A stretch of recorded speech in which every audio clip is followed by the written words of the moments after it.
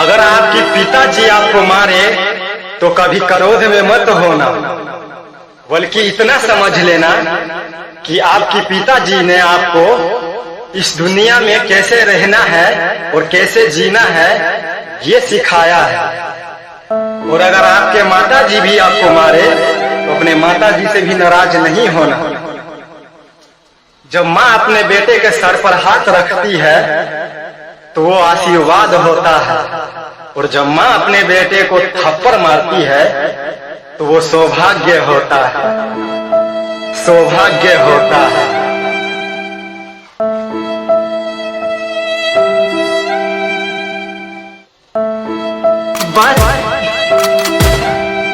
अपनी जवानी लुटा के पापा बेटे की बचपन बनाता है। अपनी जवानी लुटा के पापा बेटे की बचपन बनाता है। वही बेटा जब बड़ा होवे तो वही बेटा जब बड़ा होवे तो क्यों बाप की कदर भूल जाता है।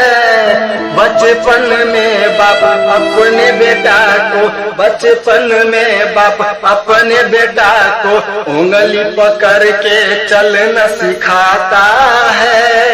वही बेटा जब चलने लगता है तो वही बेटा जब चलने लगता है तो क्यों हाथ छोड़ा लेता है। क्या यही है बेटे की सच्चाई रे। क्यों होता है बाप बेटे में लड़ाई रे। क्या यही है बेटे की सच्चाई रे।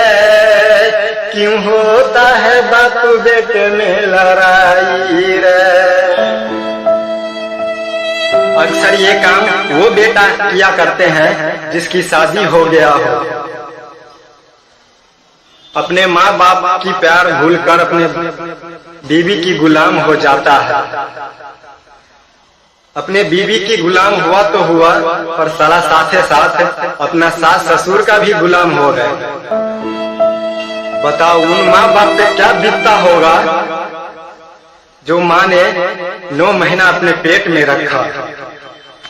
रखी है, और जो बाप ने अपना पसीना से खून तक भी बहा दिया हो, उस बाप को क्या होता हो। लेकिन आप ऐसा बिल्कुल मत करना मेरे भाई। माँ माँ होती है, बाप बाप होता है।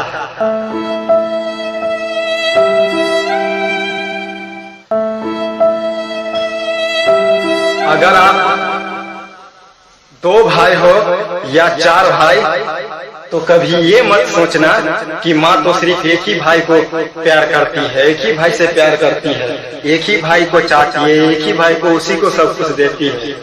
लेकिन ऐसा बिल्कुल नहीं है मेरे भाई। एक माँ के अगर 6 बेटे हैं तो माँ अपने 6 बेटे के लिए बराबर सोचती है, कभी एक बेटे के लिए नहीं। माँ 5-6 बेटे के लिए बराबर सोचती है, कभी एक ही बेटे के लिए नहीं सोचती। एक गांव में एक बूढ़ी माँ के 7 बेटे थे,